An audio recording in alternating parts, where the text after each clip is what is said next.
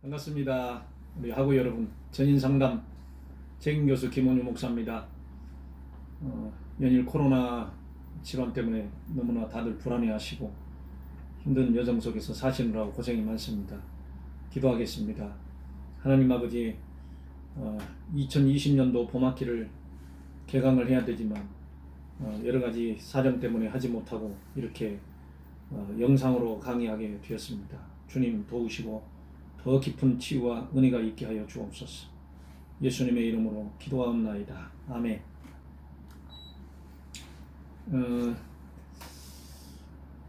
오늘 이 강의의 첫 번째는 여러분 가지고 계신 그 하얀 책 교재 있죠? 전인 상담의 실제 228쪽에 보시면 마귀의 통로를 막아라, 이런 제목이 있을 겁니다. 이 제목을 보시면 계시록 12장 7절에서 11절 말씀이 컷으로 되어 있는데, 영적 전쟁 가운데서 우리 성도들이 겪고 있는 영적 전쟁의 현장 속에서는 깊은 트라우마, 상처가 있습니다. 그런데 그 상처와 여러 가지 고통도 예수님께서 이사야 53장에 보시면 십자가에서 피 흘리심으로 인해서 우리의 상처와 죄와 허물이 대속되었다라고 그렇게 말씀을 하시잖아요. 오늘 예수님의 보혈과 말씀에 대한 확신이 바로 이러한 상처를 이길 수 있는 힘이 된다는 것이 일단 영적인 관점에서 보는 거죠. 그럼 오늘 앞에 보시면 성령의 지배를 받는다라고 했을 때 우리는 그거를 성령 충만이라고 이야기를 합니다. 성령의 열매를 맺는다고 했을 때, 성령 충만이라고 했을 때는 우리 전 인격이 성령의 지배를 받는 것을 이야기를 합니다. 반대로 악령의 지배를 받는 것에 대해서 우리는 어떻게 이야기할까요? 그래서 지난 학기에도 배우셨겠지만 악령은 우리를 공격하고 미혹하고 참소하는 사역을 하고 있습니다. 특히 그리스도인들이죠. 요한복음 10장 10절에 있는 말씀을 보면은 악령은 도둑처럼 우리에게 와서 우리의 물질을 빼앗고, 즉 가난하게 만들고 죽이고 그리고 멸망시키는 일을 하려고 오는 겁니다. 근데 그 어둠의 영이 언제 들어왔을까요? 그 부분에 대해서는 이제 우리가 다시 이야기하기로 하고, 아무튼 우리 안에 우리를 구원하시고 우리의 길을 인도하시고 또 우리에게 그리스도를 증거하시고, 로마서 8장 10절부터 16절에 있는 말씀에 보면은 성령께서는 하나님 아버지를 증거하시고 우리가 하나님 아버지의 아들이 된 것을 증거하시고 그리스도 예수의 구원을 증거하시면서 우리 안에 내주하고 계시죠. 그렇다면 어둠의 영도 항상 함께하고 있는 것입니다. 그래서 우리가 성령의 충만함을 받을 때 일어나는 현상과 어둠의 영에게 지배를 받을 때 일어나는 그리스도인의 현상이 갈등이 생기게 돼 있죠. 그러면 성령 충만의 결과는 뭘까요? 갈라디아서 5장 22절에 성령의 열매라고 그렇게 했습니다. 그래서 성령의 인격적 열매는 사랑과 희락과 화평과 오래 참음과 자비와 양선과 충성과 온유와 절제, 이렇게 9가지 열매로 말씀을 하고 있습니다. 성령의 권능은 사도행전 1장 8절에 있는 말씀에 보면 복음의 열매를 또 맺히게 되어 있죠. 그래서 그거를 우리는 성령이 임하시면 우리가 권능을 받는다, 예수님이 그렇게 말씀하셔서 이 성령의 권능은 글로벌, 전 세계적으로, 우주적으로 하나님의 택한 백성들에게 복음을 전하는 그러한 성령의 권능이 복음의 능력이었습니다. 그리고 성령의 인도를 받는 것이 바로 성령의 지배를 받는 겁니다. 그래서 성령의 인도를 받는 것을 우리는 에베소서 4장 22절과 23절에 있는 말씀을 보면은 과거의 이방인의 삶에서 그리스도인의 삶으로 새롭게 바뀌는 것입니다. 그래서 썩어져가는 옛 습관을 버리고 새 사람을 입으라. 새 사람.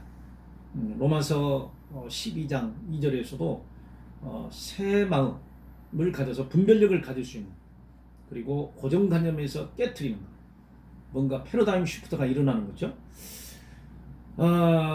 그러면은 이제 사탄의 지배를 받는 사람들의 모든 열매는 뭘까요? 첫째가 육체의 열매입니다. 육체의 열매. 갈라디아서 5장 19절에 보면은 육체의 일은 현저하니 바로 이 삶에서 나타나는 거예요. 그래서 뭐 우상 숭배, 호색, 탐욕, 술수, 거짓 이런 것들이 나타나서 결국은 이 육체의 열매를 맺도록 하는 어둠의 영은 하나님의 나라를 유업으로 받지 못하도록 하고 있습니다. 또 이 악한 영의 능력을 받게 되면 여러분이 아시다시피 계시록 13장 11절에서 18절에 보면 짐승의 영을 받아서 그 짐승이 우상에게 능력을 줘가지고 말하게 하고 많은 사람들이 두려워 떨게 하고 그리고 경제적인 어떤 압박과 통제 이런 것을 통해서 그리스도인들을 미혹하죠. 그러다 보니까 그리스도인들이 두려움이 너무 많아서 이상심리학에 말하는 공포증, 뭐 불안장애 이런 거를 가지고 하나님을 믿어도 믿는 것이 아닌 이런 형태에 빠지게 되고 성령의 인도를 받지 못하고 악령의 인도를 받게 되면 결국 고린도전서 12장 2절에 보면 우상에게 끌려가게 되어 있습니다. 그래서 우상에게 영이 있는 것이 아니라 우상을 보고 두려움을 느끼게 만들고 절하게 만들고 경배하게 하는 이런 것들이 바로 어둠의 영들이 하는 것이죠. 자, 어느 정도 이 성령의 충만함과 악령의 이 지배 안에서 몇 프로를 가지고 있느냐가 우리에게 굉장히 중요한 문제입니다. 이거를 우리가 이제 뭐 임상 심리학에서는 점검을 해서 내 마음이 평안한가, 용서가 되어 있는가, 또 내 우울 주소가 어떻게 되는가, 행복도가 어떻게 되는가 이런 식으로 해서 이제 검사도 하고 하잖아요. 응? 그러면 이제 우리가 이 전인 상담을 하다 보면 이런 영성 지수도 우리가 검사를 하게 됩니다. 그럴 때 과연 내가 성령의 인도를 받고 있는가 아니면은 어둠의 영의 인도를 받는가가 이렇게 나오게 되죠.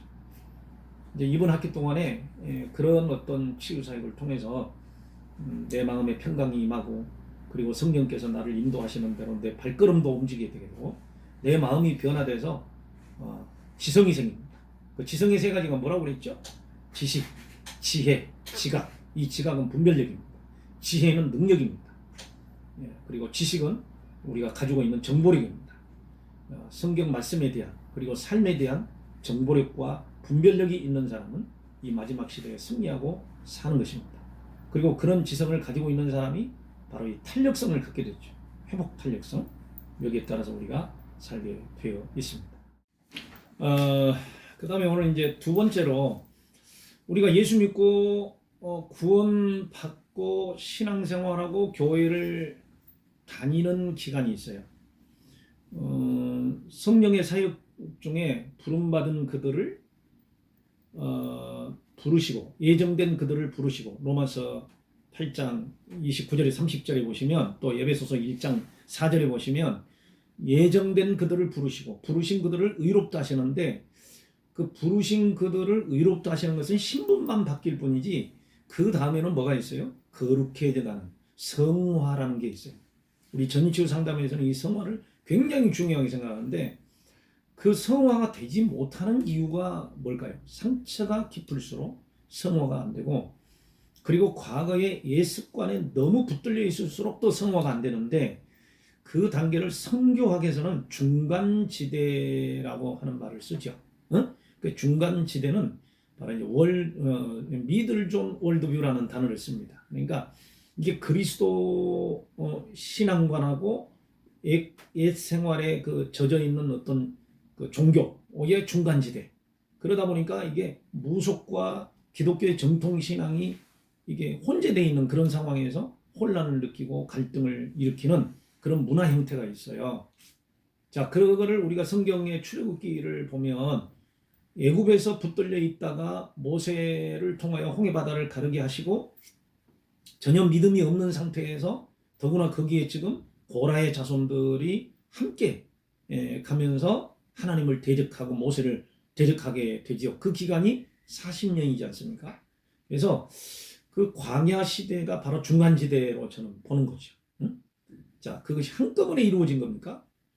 아니죠. 하나님께서 40년 동안 만나를 내려주시고 그럼에도 불구하고 그들은 원망하고 그 가운데서도 하나님은 그들을 먹여 살리시고 옷이 헤어지지 않도록 하시고 신발이 헤어지지 않도록 하시고 그러면서 하나님이 꼭 하시는 말씀이 뭐였어요? 내가 너희의 하나님 여호와 하나님인 것을 만방이 알게 하리라. 이방인도 알게 하고 너희 자손들도 알게 할 것이다. 그런 말씀이지 않습니까? 그러면서 점진적으로 신앙이 자라고 하지만 1세대는 결국은 광야에서 죽게 됐죠. 그러나 1세대에서 오로지 남은 사람은 누구였어요? 하나님이 특별히 후계자로 삼으신 바로 이 여호수아 그리고 갈렙만 남아서 가나안 땅에 들어가게 되죠. 결국 신앙의 1세대는 많은 고통을 당하게 되어 있습니다. 그리고 혼란을 겪게 되어 있습니다. 그리고 갈등을 느낍니다. 실제적으로 인간관계의 갈등도 느끼지만 우리의 가정과 내 내면과 교회 안에 있는 어떤 영적 세력의 싸움이 계속되는 것이 바로 이 선택된 민족 이스라엘이었지만 그 갈등을 겪는 것처럼 우리들도 이스라엘, 영적 이스라엘 아닙니까? 갈라디아서 3장 29절에 보면은 바로 우리는 영적 이스라엘이에요. 아브라함의 후손이에요. 단번에 천국 들어가는 게 아니고 이미 구원받기로 작정되어 있지만 나대 아직은 아니다. 아직은 아니기 때문에 그 광야 기간 동안에는 혼란이 있습니다. 그리고 갈등이 있습니다. 그리고 1세대는 다 노중에서 죽습니다. 병들어 죽기도 하고 심판받아서 죽기도 하고 전염병에 걸려서 죽기도 하고 이런 일들이 일어나는 것이 곧 이 광야 시대입니다. 제가 신앙 상담을 해보고 또 여러 그 상담을 해보면은 유별나게 좀 이 뭐라 그럴까요? 이 광야가 혼란스러운 분들이 많아요. 왜 그럴까? 다음 보시면 이미 애굽에서 벗어났다 할지라도 그 애굽의 그 민족 가운데서 이스라엘 민족이 아닌 옆치기로 좀 쉽게 말해서 그냥 모세가 명령했던 걸 얼른 듣고 두려움에서 그냥 문설주의 임방에 어린 양의 피를 발랐던 그 고라의 자손들 가운데 또 드단이라는 자손들이 있는데 이런 사람들이 그 노중에 끼게 된 거죠. 마찬가지예요. 우리도 예수를 믿는다고 하지만 옛날에 우상 숭배했던 문화 그리고 영성 이런 것들이 우리 안에 같이 있으면서 어둠의 영은 우리 안에 있어가지고 결국은 우리를 공격하고 미혹하고 참소하고 죽이려고 하고 하는 일들이 계속 일어나니까 우리가 얼마나 힘들겠어요. 자, 그 힘든 것 때문에 생긴 전인적인 상처, 어둠의 영이 우리를 억울하게 하고 힘들게 하는 가운데서 생기는 그 트라우마, 이게 바로 오늘 굉장히 중요한 이 그림입니다. 보시기 바랍니다. 첫째, 에베소서 4장 26절에 보면은 상한 마음이 계속 지속되게 될 때, 거기에는 이제 분노라고 되어 있죠. 분을 내어도 죄를 짓지 말며 해가 지도록 분을 품지 말고 마귀로 틈을 타지 못하게 하라. 분이 어디서 오죠? 용서가 안 됐을 때, 억울한 일을 당했을 때, 그 고통에서 벗어나지 못했을 때 자신에 대한 분노, 상처를 준 사람에 대한 분노, 이런 것들이 빨리 없어져야 되는데 사람은 기억하는 동물이라서 계속 가지고 있어요. 그럼 계속 가지고 있다는 얘기는 마귀가 계속 틈을 탈 수도 있고 또 마귀가 또 그렇게 용서하지 않도록 만들어내는 것들이 바로 이 상한 마음입니다. 여러분들은 이 상한 마음을 몇 프로 정도 가지고 있습니까? 이 상한 마음 때문에 혹시 우울증이 오거나 분노 조절 장애가 오거나 아니면 그 상한 마음 때문에 자신을 자해하는 경계선 성격 장애, 인격 장애가 오거나 그 상한 마음 때문에 대적심이 생기거나 교회를 다녀도 여전히 이 분노가 없어지지 않아서 대인관계가 힘든 사회적 장애가 오거나 이런 것들이 혹시 있지 않습니까? 이것들은 곧 우리가 신앙적으로 봐서는 뭐 여기에는 뭐 정신역동이론, 무슨 인지이론이 다 있지만 한 가지를 이야기하자면 바로 이것은 어둠의 영이 계속 우리를 장악하고 있다는 반증이 되는 것입니다. 두 번째, 인간은 이 상한 마음이 되는, 다시 말해서 외상이 반복되어질 때 굳어진 마음이 있습니다. 마태복음 13장 4절에 보면은 그 씨 뿌리는 비유를 잘 아실 것입니다. 그래서 어떤 씨앗은 길바닥에 떨어지고, 어떤 씨앗은 돌밭에 떨어지고, 어떤 씨앗은 가시떨기에 떨어지죠. 그리고 어떤 마지막 씨앗은 좋은 땅에 떨어졌어요. 이걸 의미를 한번 가만히 생각해 보세요. 분명히 예수님께서 이것을 해석해 주실 때, 이 말씀을 해석해 주실 때, 이 복음이 임하지만 마음이 굳어져서 받아들이지 못하는 사람, 또 복음을 받기는 받지만 이 뿌리가 얕아서, 왜냐하면 돌밭이기 때문에 뿌리가 깊이 내리지를 못했죠. 다시 말해서 마음에 이 뿌리를 내리지 못하게 하는 돌멩이가 있다는 거죠. 그 정도로 굳어져 있다. 누구 때문에? 바로 핍박하는 자, 그리고 내 마음에 상처를 주는 사람 때문에 마음이 굳어져 있다. 그 다음에 세 번째, 왜 마음이 굳어지죠? 어떤 가시떨기에 떨어졌다는 것은 잠깐 뿌리를 내리고 자라기는 자라지만 그 가시떨기를 우리는 잡초로 보면 되죠. 햇빛을 막아버리고 양분을 빼앗아 먹어버리는 그 잡초. 그 잡초에 대해서 예수님은 그 마음이 뭐가 있다고 그랬어요? 돈에 대한 욕심, 재리의 유혹, 돈에 대한 미혹. 요한계시록에서는 13장에서는 바로 그 경제를 성도를 미혹하는 도구로 삼는 거죠. 재리의 유혹, 욕심이 많은 사람. 그 다음에 욕심이 많은 만큼 또 뭐가 생기는 거죠? 근심염려가 생깁니다. 근심염려가 바로 영어로는 불안이라는 그런 단어로 같이 쓰고 있어요. 그래서 불안이 있는 사람과 자기 욕심과 이기주의가 있는 사람은 복음이 들어가도 결국은 열매를 맺지 못하고 그 세대에서 죽고 없어지는 거죠. 이거를 주님께서는 뭐라고 말씀하셨어요? 마음이라고 그랬습니다.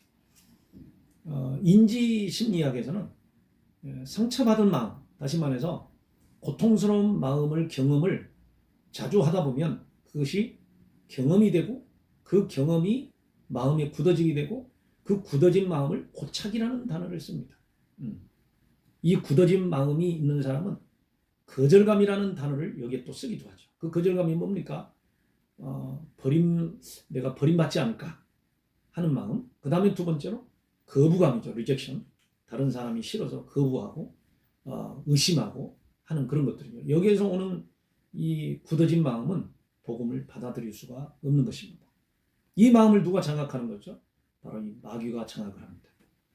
나중에도 말씀드리겠지만 우리의 마음은 마귀가 장악할 수 있습니다. 또 우리의 뇌나 신체는 귀신이 장악해서 발작하게 하거나 우리를 병들게 할 수도 있습니다. 자, 이 마귀와 귀신이 역사하는 이 세대에서 굳어진 마음을 계속 가지고 있으면 어둠의 영은 끊임없이 우리를 장악하고 성령을 거부하게 만들고 말씀을 못 믿게 만드는 거죠. 그 다음에 세 번째가 뭐죠? 요한복음 13장 2절에 보면 이거를 이제 왜곡된 신념, 앞에도 굳어진 마음을 인지라는 단어를 쓰는데 인식하고는 달라요. 굳어진 마음입니다. 그런데 잘못된 생각은 항상 생각이 굽어져 있어요.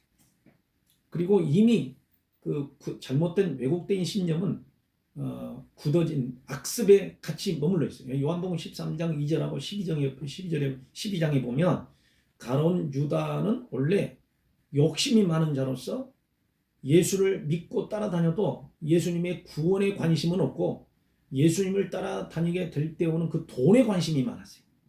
그래서 습관적으로 도둑질을 했어요. 그러니까 욕심은 도둑질을 하게 됐고 그 도둑질을 할 수밖에 없는 욕심 속에 마귀가 들어가서 이미 또 마귀에게 잡힌 자니까 성경 그렇게 이야기하니까 예수님을 팔 때 오는 유익에 대해서 생각하도록. 그래서 요한복음 13장 2절에서는 마귀가 예수를 팔 생각을 가룟 유다에게 집어넣었다. 그러고 나서 그 다음에는 가룟 유다의 마음을 닫아버리게 만들죠. 예수님께서 어떻게 무슨 말씀을 하셔도 찔리지도 않고 결국은 예수를 팔기 위해서 대제사장과 그리고 유대 관원들한테 가게 되죠. 왜곡된 생각 그리고 악습 이런 것들은 마귀가 장악을 하고 우리를 병들게 하는 것입니다. 네 번째로 봅시다. 결국 이제 이러한 그 상한 마음과 굳어진 마음과 잘못된 생각이 있는 사람은 대인관계에서 굉장히 문제가 생기는 인격장애가 올 수 있어요. 이 인격장애를 우리는 이제 성격장애라고도 합니다. 정신질환의 네 번째 중에 하나가 바로 이 성격장애입니다. 이 성격장애는 말이 안 통합니다. 그리고 서로 갈등합니다. 그리고 감정 대화가 되지 않습니다. 자기 생각밖에 못합니다. 그러다 보니까 그러한 그 훈련이나 자기 인격의 어떤 온화함을 갖지 못하고 교제가 잘 안 되는 사람이 결혼을 했을 때 결국은 부부는 오래가지 못합니다. 그래서 고린도전서 7장 5절에 보면은 말이 멀어지면 몸도 멀어지게 되죠. 의사소통이 안 되면 또 감정소통이 안 되면 서로가 상처를 가지고 살고 어떨 때는 우울화를 가지고 삽니다.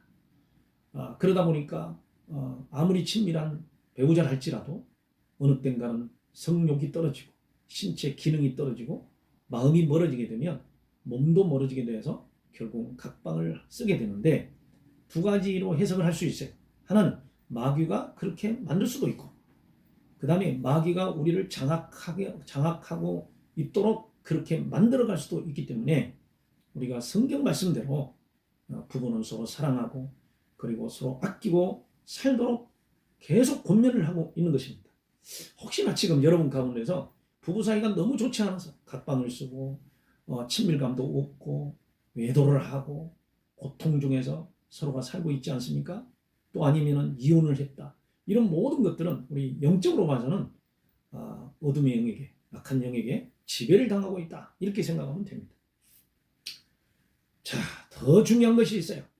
마지막으로 그러면 이러한 상한 마음과 굳어진 마음과 잘못된 생각과 부부 갈등이 있을 때 여기서 정신질환도 오고 영적 장애도 오고 하나님과의 관계도 멀어지고 부부 관계도 멀어지고 자녀들이 거기에서 문제가 생기죠. 고린도전서 7장 14절 15절에 보면 부부가 행복하면 자녀들이 거룩해진대요. 그리고 부부가 행복하지 못하면 자녀들이 상처를 받는데요. 자, 이런 문제는 뭐를 지금 가지고 있는 거예요? 가정에 대해서 이야기하고 있습니다. 그래서 저는 여기다가 답습된 가문의 기질이나 죄 이렇게 했습니다. 베드로전서 1장 18절에는 대물림된 것, 물려준 것, 유전된 것 이렇게 이야기를 합니다.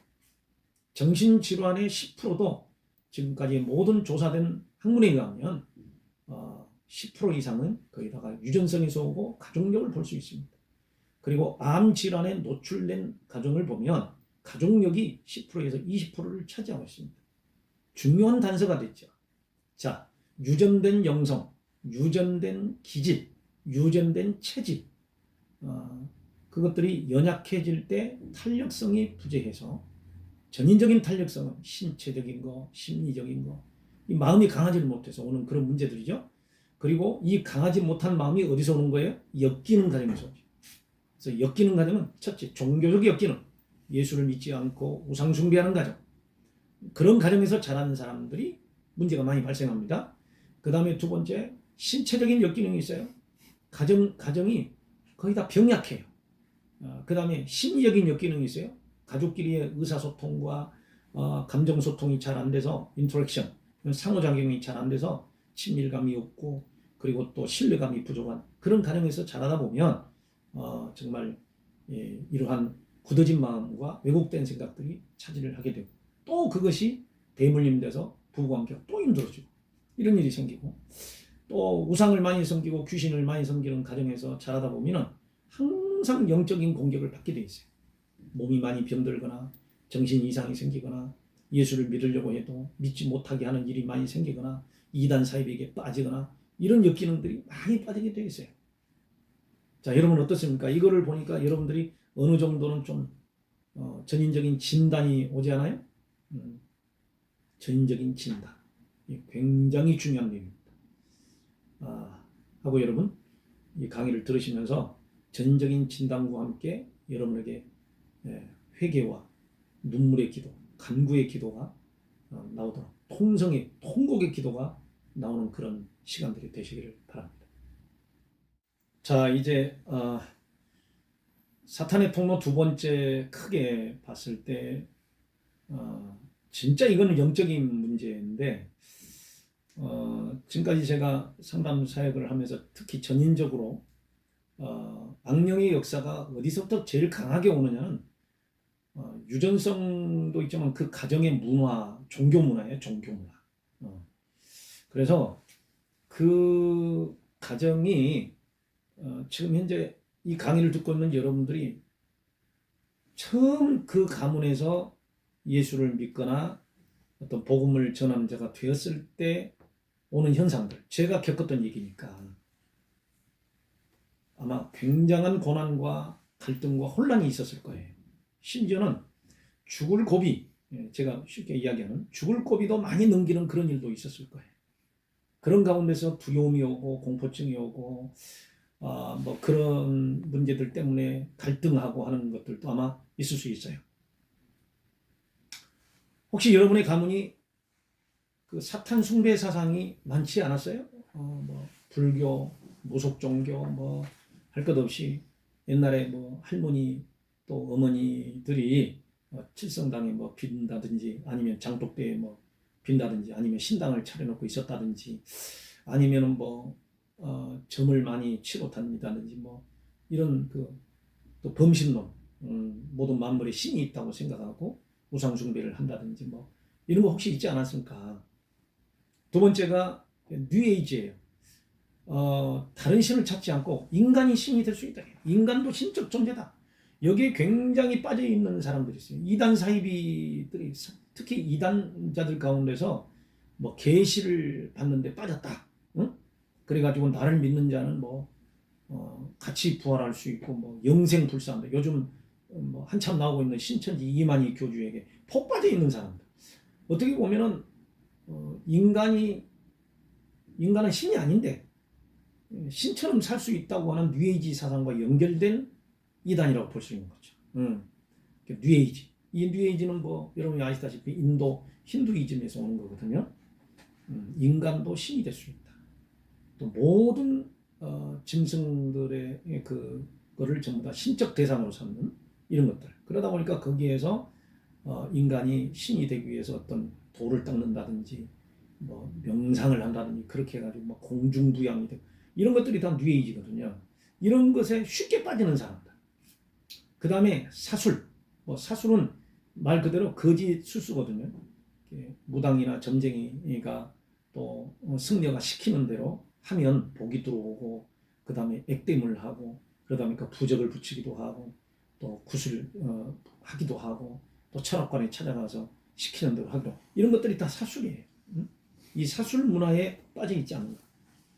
이걸 하나로 합치자면 우리 민족의 어떤 토속적인 이방 종교 문화가 그 가정을 이렇게 장악하고 있다가 어떻게 하나님께서 그 가정 가운데서 나를 부르셔가지고 갈대아 우르의 그 우상의 문화에서 아브라함을 부르시듯이 나 같은 사람을 불러서 온 가문이 나중에 구원받는 가문이 되지 않았는가 이렇게 생각을 해보면 이미 어둠의 영들은 다 떠난 게 아니라 지금 우리가 광야 기간이라고 생각하면 됩니다.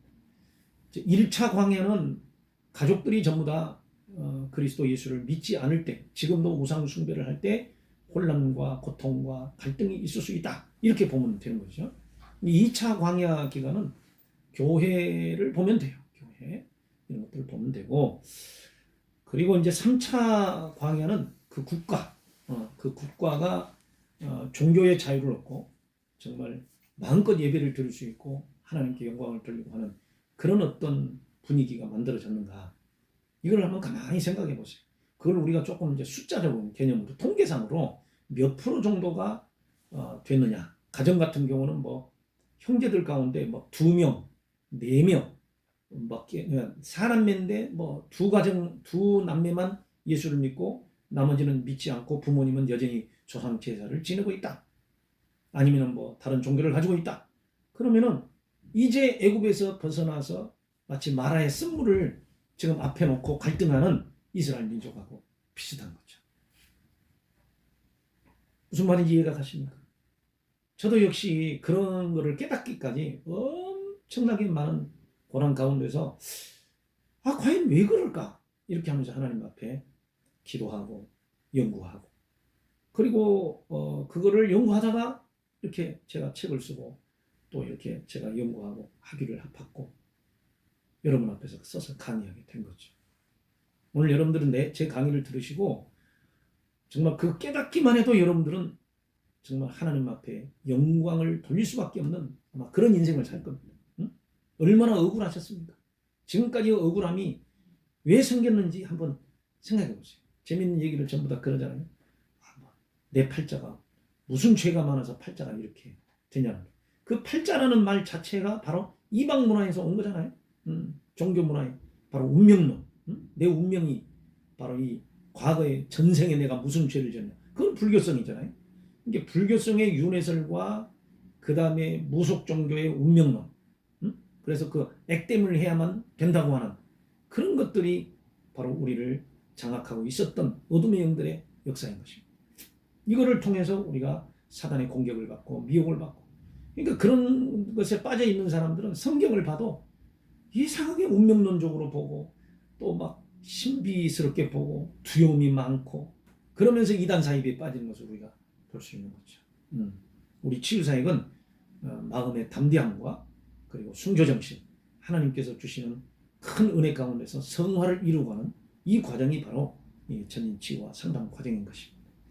자, 다음에 보시면 그러면은 아까 우리가 요한계시록 12장 6절 7절에 있는 말씀처럼 예수 그리스도의 보혈과 말씀으로 우리가 그 용의 두려움을 이길 수 있다고 그렇게 성경에 기록이 있는데, 도대체 그러면 예수님의 대속이 뭔가요? 여러분 아시다시피 고린도전서 15장 45절부터 정리를 해보면 예수님은 우리를 대속해 주셨어요.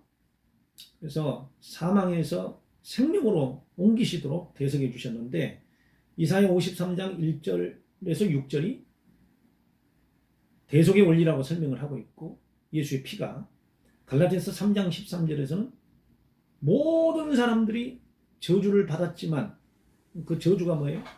1장 2장에서 말씀하시기를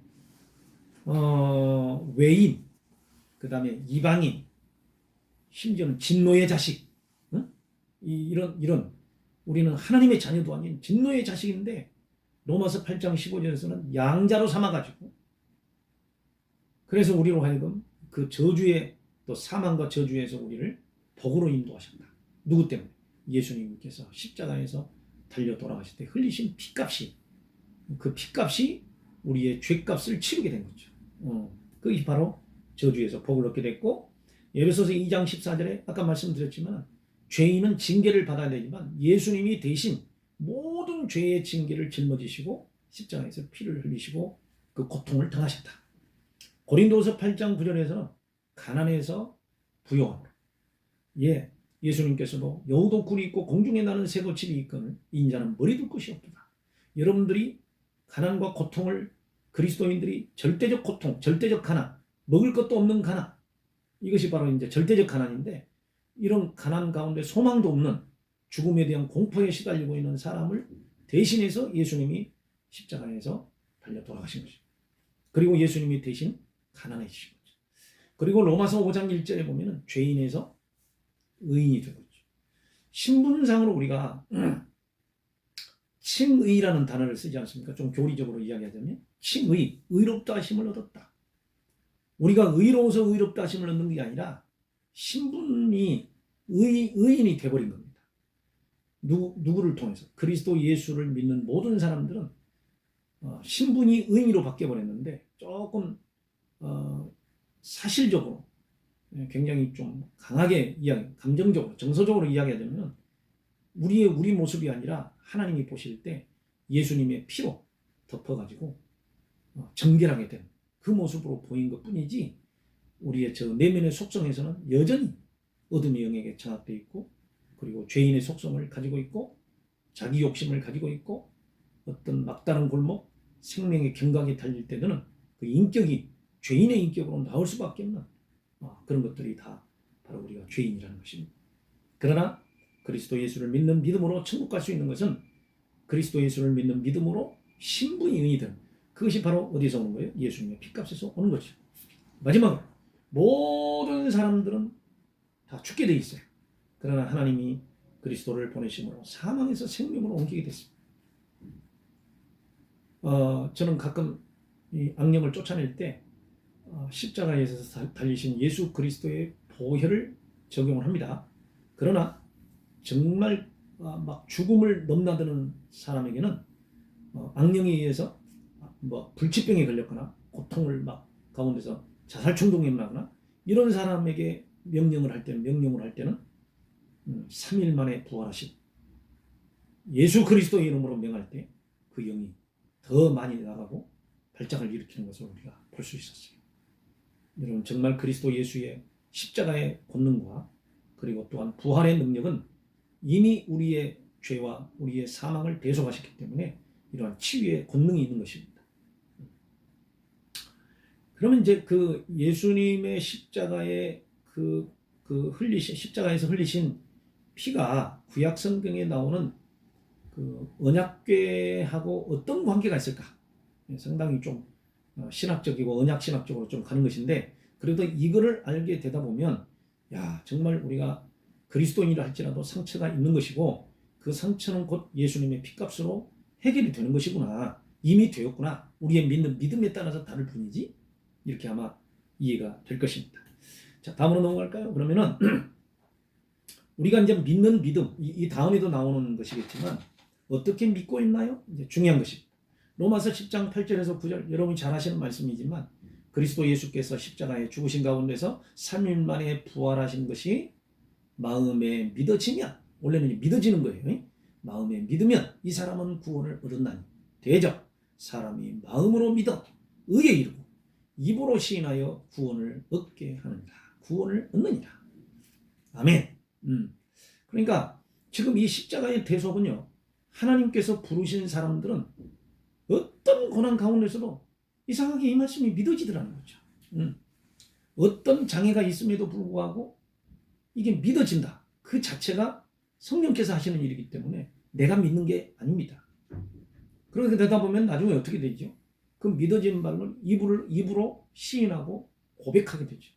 그래서 신앙 고백과 마음의 믿음이 바로 우리의 구원이 되기 때문에 이 십자가의 대속이 내 마음에 믿어진다면 그 사람은 이미 지금 치유가 진행되고 있고 광야 노중에서 구름 기둥과 불 기둥으로 인도함을 받고 있는 것입니다.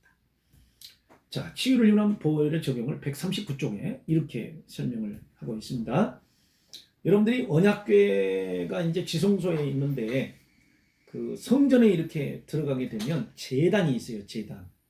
그 제단에 들어가면은 그 제단에 제단이 이렇게 사각으로 돼 있잖아요. 그러면 사각에 그 귀퉁이, 이거를 갖다가 뿔이라고 그러는데 그 뿔에다가 피를 바르고 그 다음에 제단 곳곳에다가 성전 곳곳에다가 어린 짐승의 피를 이렇게 뿌리게 돼 있어요. 그런 의미는 뭡니까? 첫째는 뿌린다라는 말은 정결케 한다. 예수님의 피를 우리에게 뿌리게 되죠. 베드로후서 1장에 보면 1장 3절에 보면은 1장 2절이죠. 2절에 보면 그리스도의 피 뿌리심을 얻기 위하여 부름받은 흩어진 나그네 그리고 교회, 이렇게 이야기를 했어요. 그리스도의 피 뿌리심을 얻기 위하여 부르심을 받은 너희들, 이랬거든요. 결국 우리가 예수를 믿고 교회를 나온다는 것은 예수의 피 뿌리심을 입어서 정결하게 된다, 이런 의미입니다. 그 은혜가 아니고서는 우리 죄는 씻음 받을 수가 없어요. 그 죄를 우리는 우리 이제 전인 상담에서는 3가지 신학적 해석을 하죠. 첫째는 우리가 가지고 있는 죄성.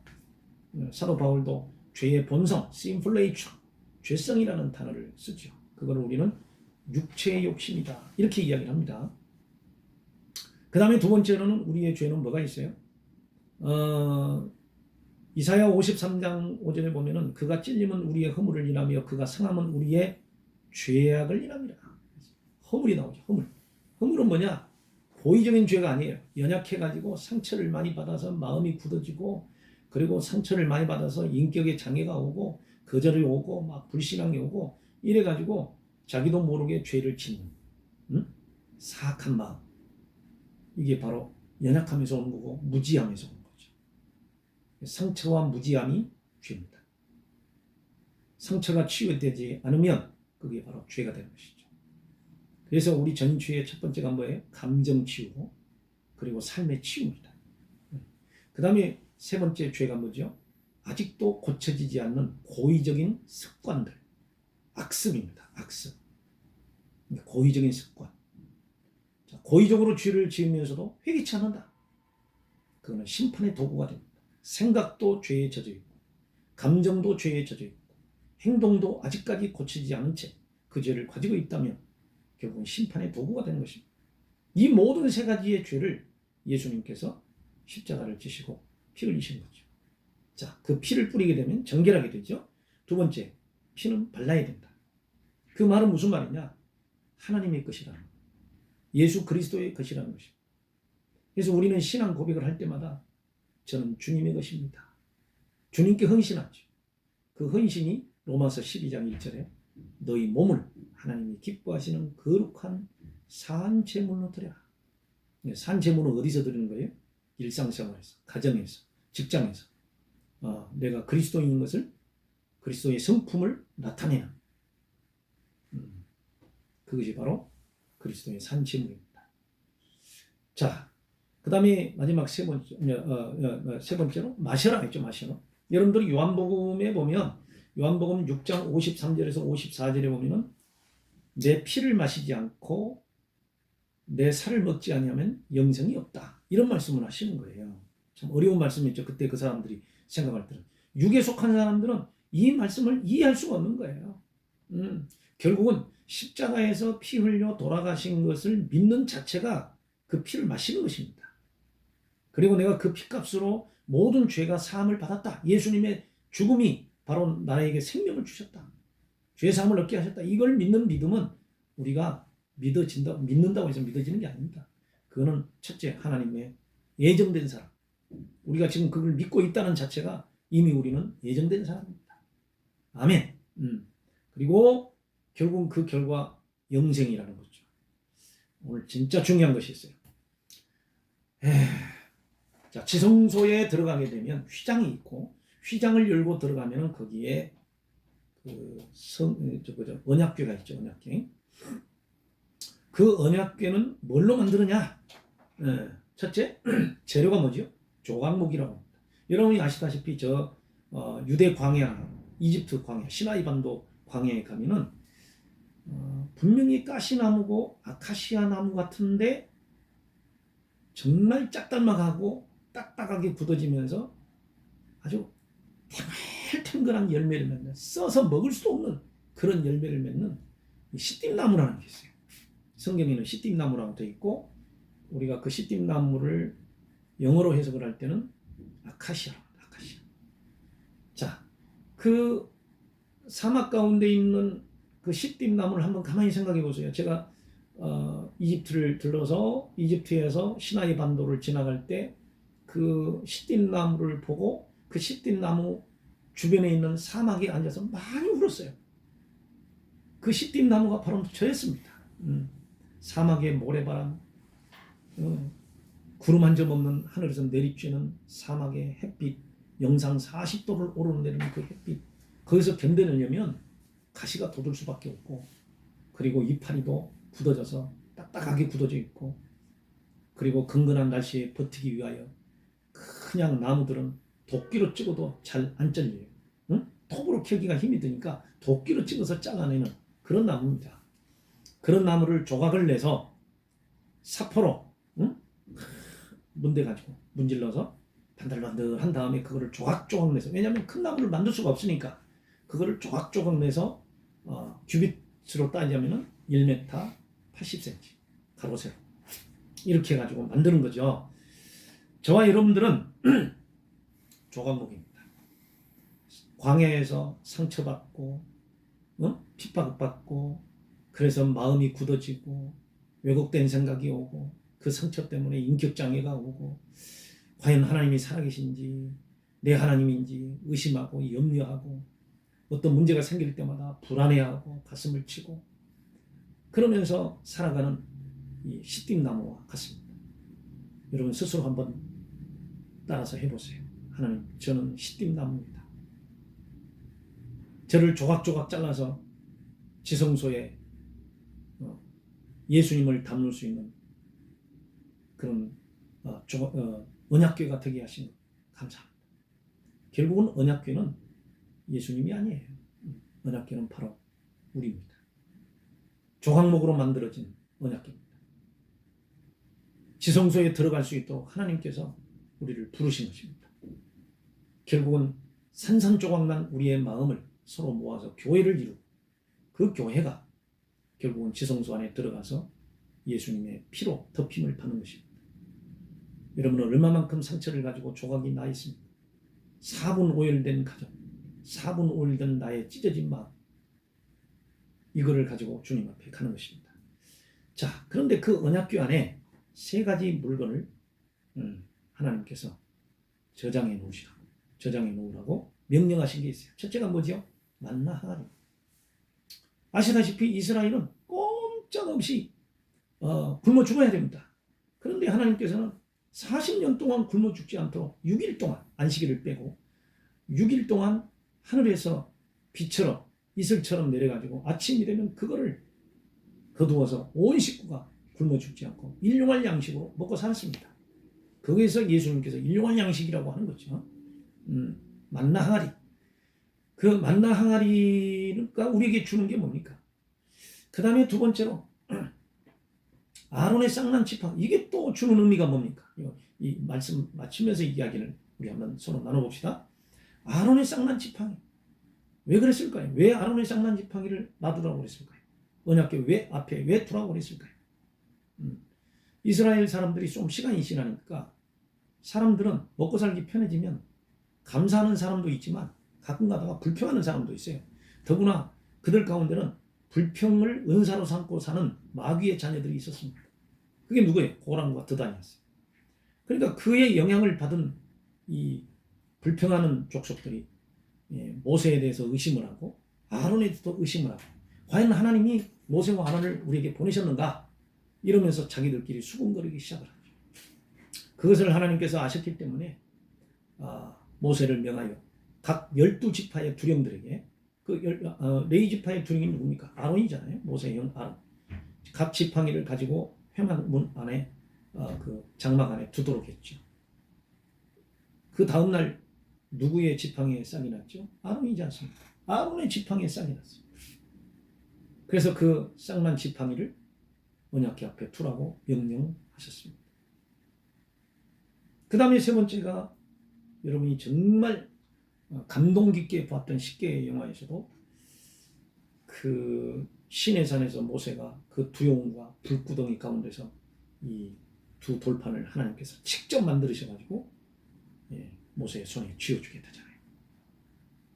근데 그 두 돌판을 가지고 이스라엘 백성들에게 내려갔는데 그 40일 동안을 견디지를 못하고 모세가 죽었나 하나님이 안 계시나 그러면서 여기까지 인도하신 하나님을 우리가 만나자 해가지고 또 고라와 드단의 자손들과 그들이 또 미혹한 사람들이 다 만들어서 금송아지를 만들죠.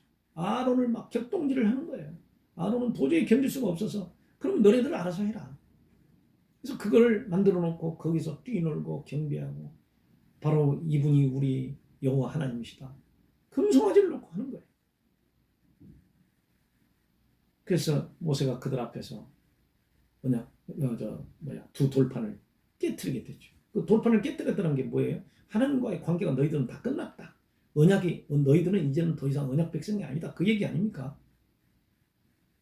분노한 모습으로 모세는 다시 시내산으로 올라갑니다. 그런데 하나님께서 모세에게 말합니다. 내가 준 것은 내가 깨었으니 네가 다시 그 돌을 깎아서 가져와. 그래서 모세가 돌판을 깎아서 가지고 갑니다. 여러분 지금 우리가 생각하는 화강암이나 그런 돌이 아니에요. 이스라엘에 있는 그 사막지에 있는 돌들은 사암이라고 해서 모래가 굳어진 돌이기 때문에 좀 깎기가 편해요. 그 돌로 전부 다 건물을 짓고 하죠. 그래서 그 돌판을 가지고 왔을 때 하나님께서 다시 십계명을 계명을 써서 언약궤 안에 넣어두라고 한 것입니다. 이걸 우리가 해석을 하게 되면 좀 알레고리컬한 해석을 하는데 그렇게 할 필요가 없어요. 그거 뭔 줄 아세요? 시띠나무같이 조각을 내서 빼빠른 문대고 거기다 엽청을 발라가지고 거기다 황금을 뒤집어 씌우고 이렇게 조각난 우리들에게 황금을 뒤집어 씌웠어요. 그 바로 은혜입니다. 은혜. 1차 은혜. 정말 낮고 천한 우리들을 지성소 안에 들이면서 황금으로 뒤집어 씌워가지고 집어넣고 거기다가 뚱을 만들어서 그 안에다가 새 물건을 놔두고 하고 뚜껑이 열릴 때는 어떻게 되는 거죠? 천사들이 이 스랍들이 그저 생물들이 내려다보죠. 내려다볼 때 이 새 물건이 보이지 않습니까? 이 새 물건이 우리에게 주는 고발장이 뭔 줄 아세요? 우리의 수치입니다. 자, 만나 항아리. 만나 항아리는 이스라엘 백성들이 40년 동안 그거를 먹고 있으면서도 원망했어요, 안 했어요? 모세를 대적했어요, 안 했어요? 하나님을 불신했어요, 안 했어요? 그 불신과 원망 때문에 2만 5천 명이 광야에서 죽었지 않습니까? 병들어서 전염병으로 죽었어요. 또 뱀이 와서 물어서 죽였어요. 지금 매일 굶어 죽지 않고 먹고 사는 그 기적을 경험하면서도 하나님을 불신하는 것. 이것이 지금 누구 안에 있습니까? 우리 안에 있습니다. 두 번째로 아론의 쌍난 지팡이. 하나님께서 선지자를 보내시고 사명자를 보내셔서 가정을 구원할 때도 저도 그걸 겪었지만 얼마나 많은 원망과 불평이 있는지 몰라요. 그리고 심지어 안 믿는 형제들에게 네가 믿는 하나님이 어디 있느냐 이런 소리를 들을 수도 있어요. 자, 그 마음이 우리에게 있는 거예요. 믿음이 없다. 믿음. 하나님이 보내신 선지자들을 못 믿는 거죠. 대적하고. 그 다음에 세 번째가 뭡니까? 우상숭배. 더 이상 할 거 없습니다. 우리 마음에 아직도 우상이 있다는 겁니다. 아무리 하나님을 잘 믿고 지성소 안에 갖다 놔도 그 흔적이 남아있어요. 우상숭배의 흔적.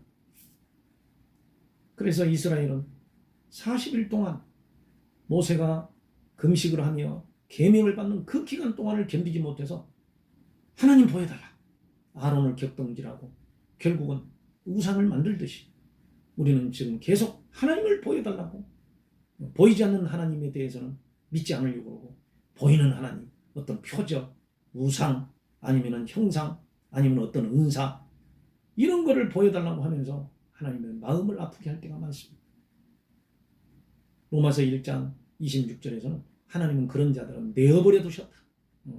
그랬더니 자기들이 도대체 하나님이 어디 있냐 하면서 하나님의 그 보이지 않는 거룩한 형상을 금수와 벌레 형상의 우상으로 만들어서 섬기는 그런 죄를 범하고 살았던 바로 인간의 속성이 다른 사람에게 있는 게 아니라 바로 우리 안에 있는 것입니다. 이 세 가지를 마귀가 참소할 수도 있고 천사가 내려다볼 때 우리 자신을 돌아보면 수치스러울 때가 있어요. 그럴 때 제사장이 1년에 한 차례씩 짐승의 피를 받아가지고 지성소 안에 들어가서 그 뚜껑이 열려있는 언약궤 안에다가 그걸 쏟아 붓습니다. 자, 이 세 물건이 그 피에 가려져서 더 이상 그 이스라엘의 허물이 보이지 않습니다. 우리 속에는 죄성이 너무 많아요. 상처가 많고 마음이 찢어지고 대적하고 원망하고 미워하고 서로 죽이려고 하고 욕심이 많고 이러한 죄성과 죄악이 우리 예수님 앞에서 기도하고 그리고 그 십자가의 피를 믿게 된다면 앞에 있었던 모든 우리 인간의 죄성들이 없어지기 시작하는데 우리 전인치유의 마지막은 말씀과 기도에 의지하여 하나님을 믿는 것입니다. 그리고 치유받는 것입니다. 자, 그러면 지금까지 우리가 이 강의를 들었고 여러분들이 아마 그 교재에 보시면 그 교재 안에 빈칸에 이제 적을 수 있도록 제가 시간을 드렸거든요. 근데 기도는 이제 여러분들이 하시기 바랍니다. 제가 추천한 찬양들 여러분들도 그 치유 찬양이 있지 않습니까? 마음이 상한 자를 치유하시는 주님 이런 찬양들을 틀어놓으시고 지금 이 기도문을 보시면서 함께 한번 지금까지 강의했던 것을 한번 생각하시고 한번 읽어보시기 바랍니다. 주여 그리스도의 피 뿌리심을 받아 구원받은 죄인된 모습으로 주님 앞에 섰습니다. 이 말은 무슨 말입니까? 이미 구원은 받았지만 용서받은 죄인이지 그 죄성이 없어지지는 않았다는 거죠. 죄의 속성을 가지고 사는 제가 상처가 나서 괴롭고, 그 상처가 나서 괴로우니까 어때요? 마음이 굳어져. 사고방식이 자기 욕심의 중심으로 왜곡돼 있고, 그리고 가족 갈등과 악령 숭배로 악령의 서식지가 지금까지 되어서 살아가지고 성령의 지배를 받지 못하고 성령 충만을 받지 못하고 상처받고 울고 병들고 이렇게 살아왔다는 것을 고백합니다. 나의 허물과 죄악을 오배로운 피로 배송하신 그리스도의 십자가 앞에 섰으니 나를 고치시고 회복시키시고 새롭게 하여 주시기를 기도합니다. 주님께서 나의 허물과 죄악을 인하여 십자가의 피를 나에게 뿌리시고 바르시고 덮으셔서 나를 구원하시고 성결케 하심을 확신합니다. 이제 나의 인격에 있었던 모든 악령의 세력이 물러가게 하시고 오직 성령의 인도함을 받는 삶을 살게 하시옵소서. 예수님의 이름으로 기도하옵니다.